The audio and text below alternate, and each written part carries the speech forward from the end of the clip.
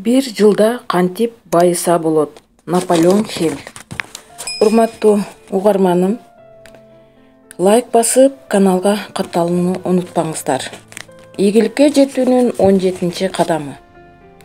Жумуш өзүңө жагымдуу болуш керек. Кылган жумушуңуз сиздин каалооңуз менен болуу керек. Күндө аткарып жаткан жумушуңуз табар болсо, анда аны чоң пайдасы тийгендей сунуштоо керек. Байкаңыз, мен эң кымбат баада деген жокмун. Сунушталган жакшы жумуштардын төлөмү аз болгонун көп байкаса болот. Сизге алдыга жылуу үчүн шанс берилет. Бул шанстан сиз квалификацияңызды жогорулатууңуз мүмкүн жана жаңы тажрыйба алышыңыз да мүмкүн. Жумуш издегенде эч качан шашпаш керек. Эң биринчи эле сунушталган мүмкүнчүлүктү караш керек. Мисалы, адам ошол мүмкүнчүлүктү өзү издеп тапса, чечим өзү эле келет. Жорж Эштон инженердик коллежди бүтүп, өзүнүн кызматын эмгек базарына коюп, өзүнүн тактикасын пайдалангысы келди. Өзү үчүн өзү каалаган шартты коюп, гезитке жарыялоону чечти. Кымбаттуу компания президенти, мырза, сизге инженердик коллеждин бүтүрүүчүсүнүн кызматын сунуштоого уруксат этиңиз. Сизге инженер коллежинин бүтүрүүчүсү өзүн кандай иштешин жана 1 ай толук бекер иштеп берем деген кызматын сунуштайт. Мен өзүм аракетчил, тырышчаак, чыдамкай, жаңы нерселерге бат көнүп, айланамдагылар менен тил табышып иштеп кете аларыма так жооп бере алам. Өзүм тарабыман сабырдуулугуму толук жана так жүрүү тарбиямды көрсөтүп жана ишендирип кетемин деп жарыялайт. Эштон өзүнүн кулактандыруусуна 300дөн ашык чакырык алган. Алардын арасында компаниялардын президенттери да жазыптыр ага. Нью-Йорктогу биздин башкы офисибизге келиңиз. Эгерде өзүңүз жазгандай эле жакшы жумушчу болсоңуз, анда бир жолу эле кийим-кечеңизди ала келиңиз жана даяр болуңуз.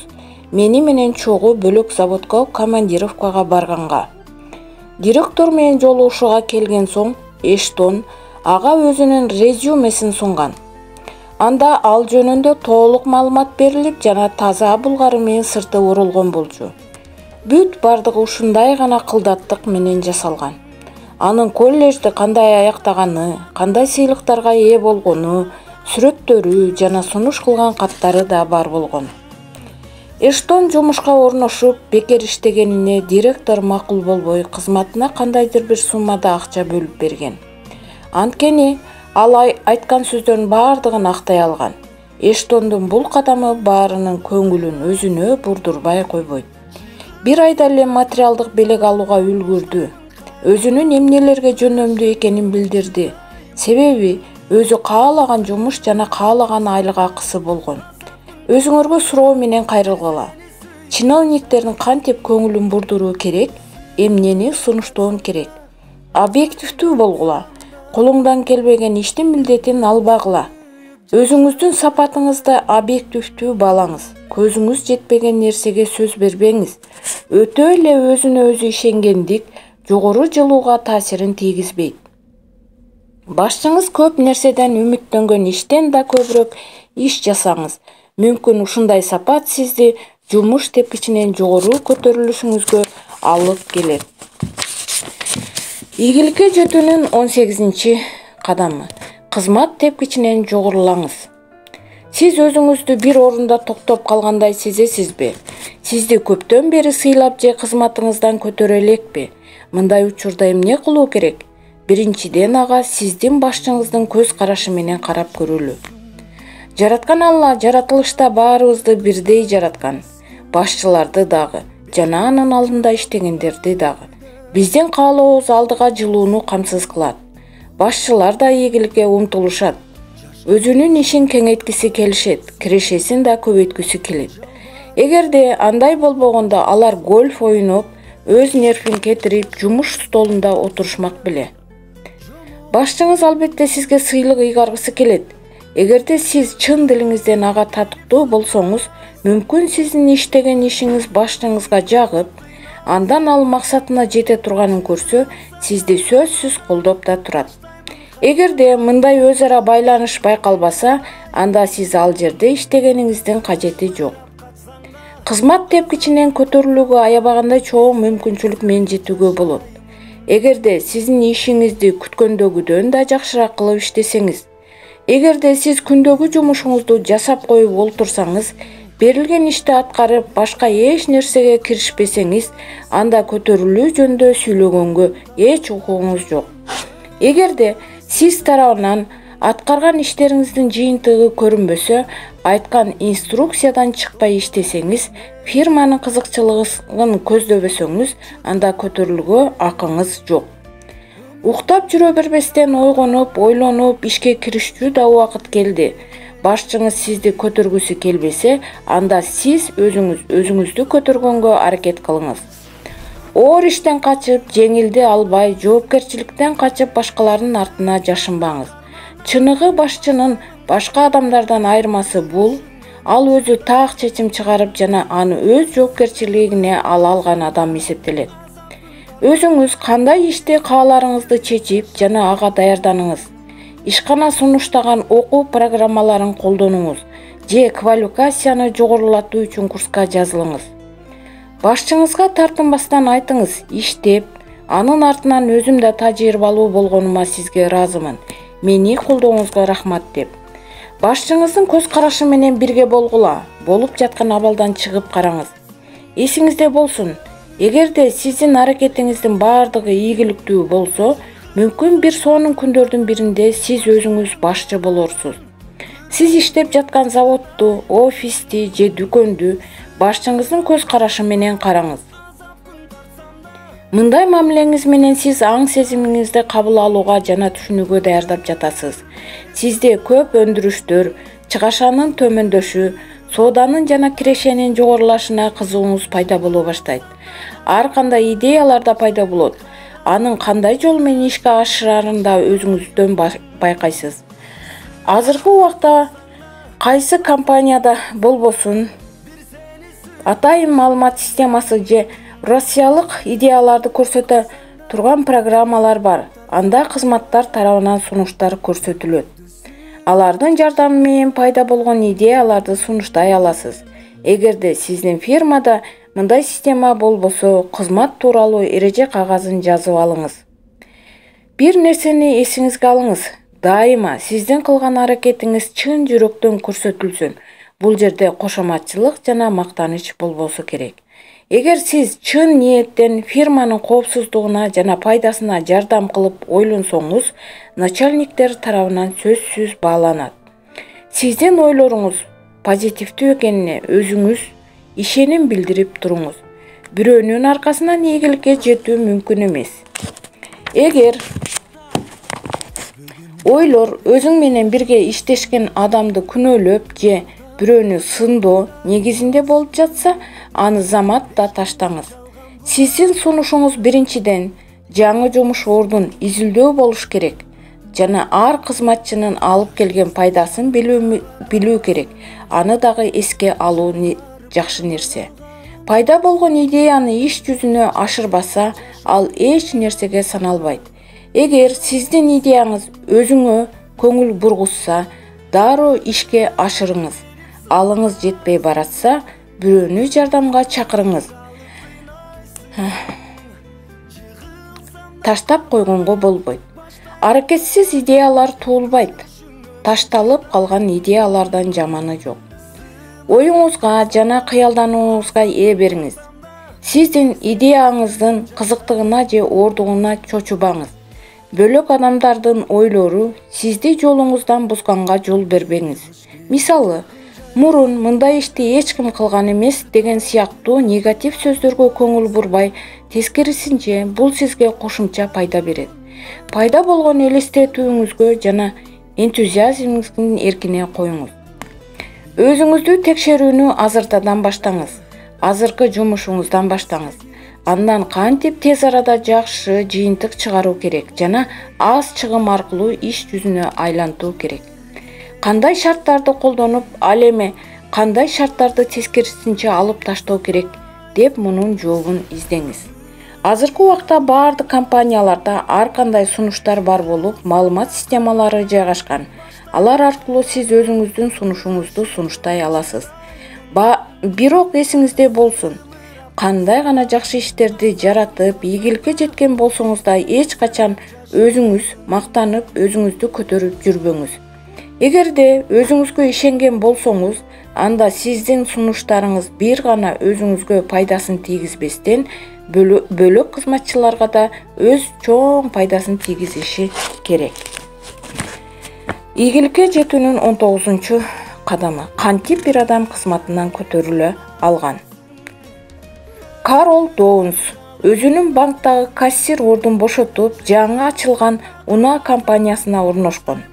Жарым жыл иштеген соң Доунс кызматынан көтөрүлүүгө аракет кылган.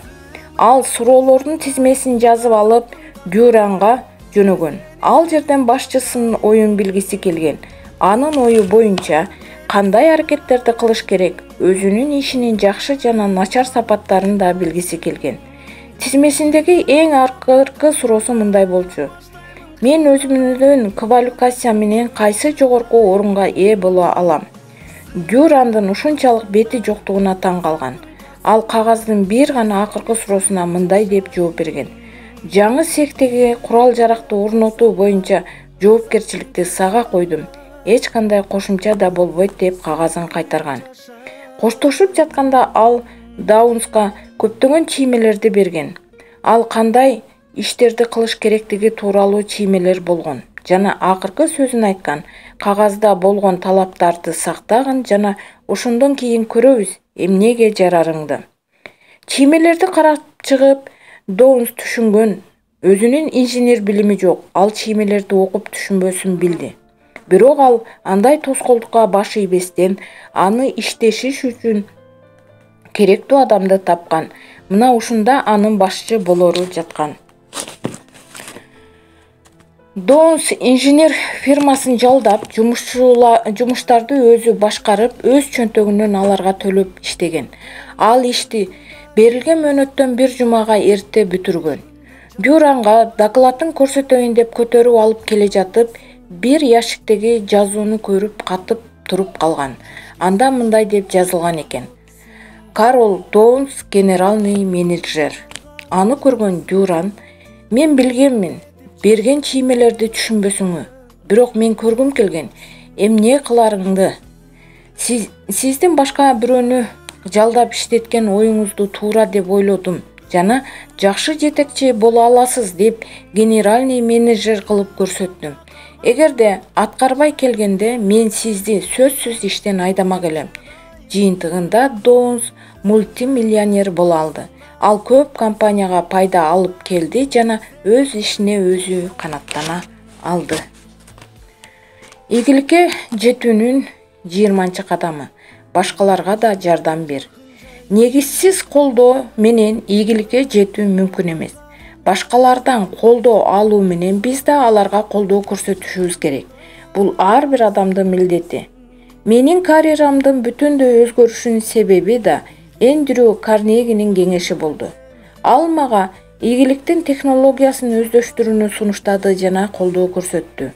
Көп жылдык фенofenди өзгөртүү аркылуу алган тажрыйба менен мен карызымды кайтарууга Эндрю Карнегиден алган колдоо мүмкүнчүлүк болду деп ойлойм.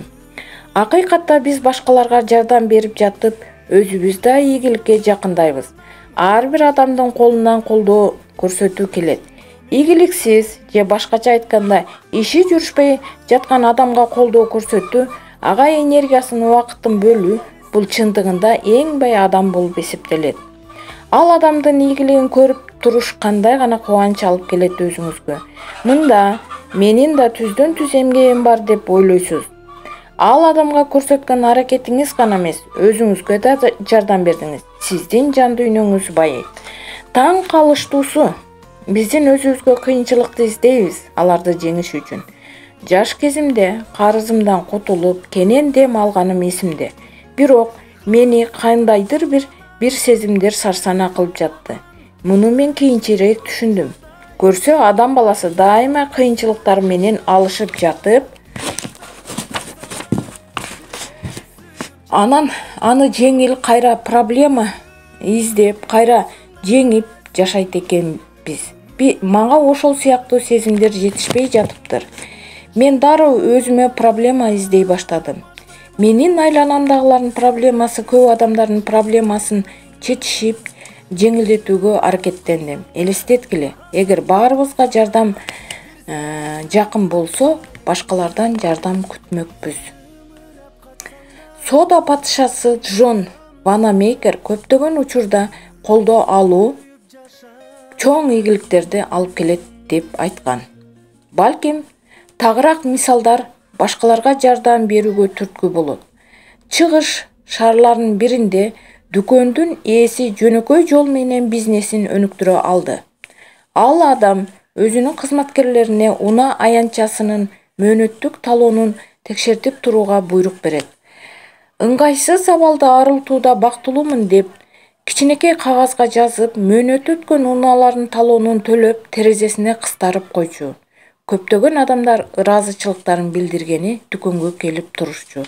Анан да сөзсүз соода кылып кетишет. Эркек кийим сатылуучу дүкөндүн ээси сатылган буюмдардын арасына сөзсүз көз карточка салып коет.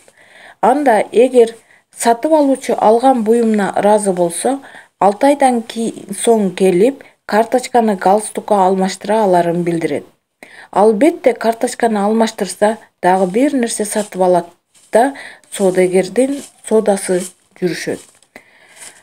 Огайо штатындагы 25 жылга кесилген Батлер Сторк акысыз кеңеш курсун уюштурат. Анын демилгеси менен миңдеген түрмөдөгү адамдар ар кандай кесиптер жөнүндө кеңеш алышат жана талкуулашат. Ошону менен бирге түрмөнүн башкармачылыгы бир тыйын кетирген жок. Батлер аймактык өкмөттү көндүрүп, эл аралык адабий окуу куралдарын бекер алдырат. Бул программа коомду кызыктырат. Батлерге сыйлык катары мөөнөтүнөн эрте бошотулат. Акылыңыздар менен иш жүргүзсөңүздөр, ал ар дайым өз ийгилигин берет. Ким сиздин жардамыңызга муктаж? Ким аларга жардам берет? Кантип аларга жардам берсе болот? Бул үчүн эч кандай акчанын жардамы кереги жок. Сизден чын пейилден жардам берүүңүз гана талап кылынат. Башкаларга жардам берип жатып, өзүбүздүн да проблемабызды чечүүгө жол ачылат.